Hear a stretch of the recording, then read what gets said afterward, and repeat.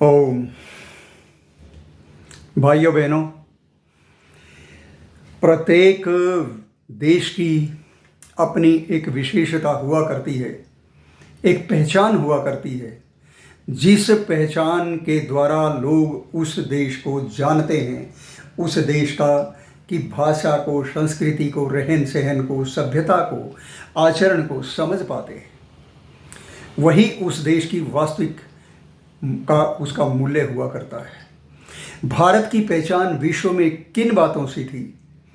क्या ऊंचे भवनों से थी, गगनचुंबी राजप्रासादों से, महलों से थी, बहुत धन वैभव से थी, बहुत चौड़े राजमार्गों से थी, विज्ञान के बहुत विकसित साधनों से थी? क्या भारत की ये पहचान है? बिल्कुल नहीं। इस बात को अपने मन से निकाल दीजिए कि हमारी पहचान विश्व में इन भौतिक संपदा के साधनों के उपलब्धि पर, उनके निर्माण पर हमारी पहचान टिकी हुई थी। हमारी पहचान थी विश्व में श्रेष्ठ आचरण वाले लोगों के कारण, भारत के लोगों के चरित्र के कारण, भारत के लोगों की त्याग और तपस्या के कारण, भारत का अपने देश के प्रति प्रेम, उन लोगों को के मनों के अंदर अपने देश के लिए बलिदान होने की जो भावना भरी पड़ी थी, अपने देश के लिए जो प्रेम भरा हुआ था, अपनी सभ्यता और संस्कृति के जो आदर्श हमने स्थापित किए थे, जिन हमारे पूर्वजों ने अथक प्रयत्न से, तपस्या से, त्याग से ऐसी व्यवस्था लागू की थी कि यहाँ किसी कानून की आवश्यकता ही नहीं पड़ती थी। भारत की पहचान उन बातों से थी। आज आप विचार करके देखें थोड़ा सा, आज हमारे देश की पहचान क्या बनती जा रही है। अभी थोड़े दिन पहले आपने देखा होगा, 1.5 वर्ष की, 18 महीने की बच्ची के साथ एक राक्षस ने, एक पिशाच ने जो अनुचित कार्य किया, उसके साथ जो दुराचार किया, और उसके उपरांत उस लड़की की दशा आपने देखी होगी, वो वीडियो देखा होगा। उसको देख करके किसी भी पत्थर दिल का भी दिल पिघल जाए। वो बेचारी रोना भी भूल चुकी थी, वो सिसक रही थी, कांप रही थी पीड़ा से। उसको ये समझ में नहीं आ रहा था कि ये हुआ क्या है, और उसने अभी कुछ ठीक से पग भी धरती पर धरना नहीं सीखा, वो ठीक से चलने भी नहीं पाई थी कि ऐसे राक्षस ने उसके साथ ये ऐसा महाघोर अनर्थ, ये दुष्कर्म किया। भारत की पहचान, याद रखिए, भारत की पहचान भारत की संस्कृति है।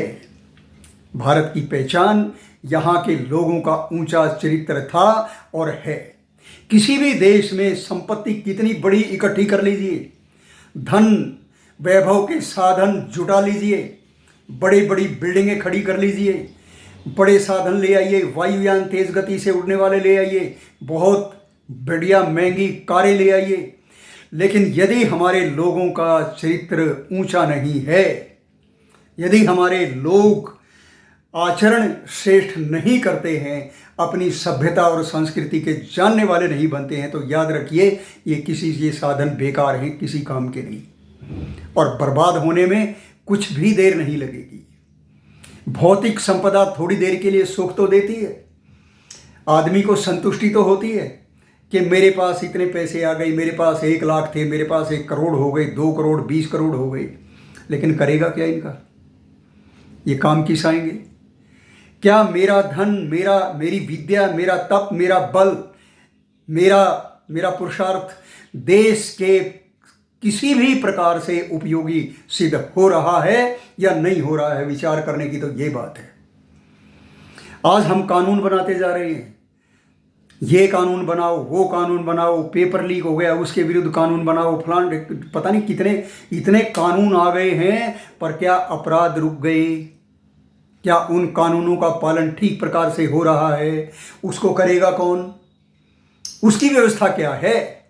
यदि हम ऐसी व्यवस्था तैयार कर सकें जो वैदिक व्यवस्था है, भारत के लोगों का ये चरित्र था कि यहाँ पे हम अपने घरों को ताला भी नहीं लगाते थे। बहुत पुरानी नहीं, मैकाले ने अपनी 1835 के अंदर ये बात कही है कि मैं भारत में इधर से उधर बहुत घूमा हूँ, मुझे किसी भी घर पर ताला दिखाई नहीं दिया। लोग ताले लगाते नहीं हैं।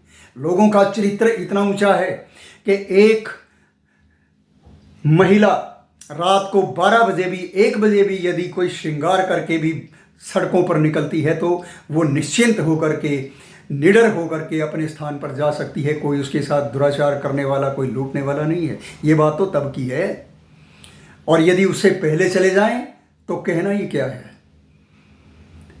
उससे पहले की बात तो एक सपने जैसी बात लगती है। हमारा जो चरित्र हो वो बहुत ऊंचा हो, हमारा धन, हमारी योग्यता, हमारा समय, हमारा बल राष्ट्र की निर्माण में लगना चाहिए, उत्थान में लगना चाहिए।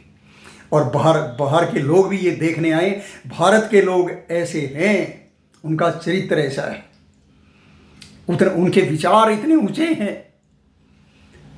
ये हमारी वास्तविक पहचान थी। इसी के कारण यहाँ हमारे देश को धरती का स्वर्ग कहा जाता था, और लोग यही देखने आते थे, विद्या पढ़ने आते थे। लेकिन विद्या पढ़ करके करेंगे क्या? धन कमाएंगे, और धन कमा के क्या करेंगे? विचार कीजिए। जब हमारे ऊंचे पदों पर बैठे हुए लोग, हमारे जन सामान्य लोगों का चरित्र ऊंचा नहीं है, वो भ्रष्टाचार में डूबे हुए हैं, रिश्वतखोरी में डूबे हुए हैं, तो ऐसी विद्या का और ऐसे धन का भला लाभ क्या होना है? ये किसी राष्ट्र की उन्नति का चिन्ह नहीं हुआ करता है। राष्ट्र की उन्नति का वास्तविक चिन्ह तो लोगों का चरित्र है। आइए हम अपने देश को फिर उसी ऊंचाई पर लेकर के जाएं, फिर उसी स्तर पर लेकर के जाएं कि लोग आएं, देखें और यहाँ की मिट्टी से तिलक करके जाएं और ये कहें कि ये भारत की मिट्टी है, ये आर्यावर्त देश की मिट्टी है, जहाँ के लोग अकारण हिंसा नहीं करते हैं, किसी अन्याय से अपना धन अर्जित नहीं करते हैं, झूठ नहीं बोलते हैं, चोरी नहीं करते हैं, रिश्वतखोरी नहीं करते हैं और दुराचारी नहीं हैं।